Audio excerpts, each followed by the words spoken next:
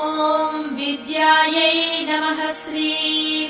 ॐ सर्वभूतहितप्रदायै नमः श्रीं ॐ श्रद्धायै नमः श्रीं ॐ विभूत्यै नमः श्रीं ॐ सुरभ्यै नमः श्रीं ॐ परमात्मिकायै नमः श्रीं ॐ वाच्यै नमः श्रीं ॐ पद्मालयायै नमः श्रीं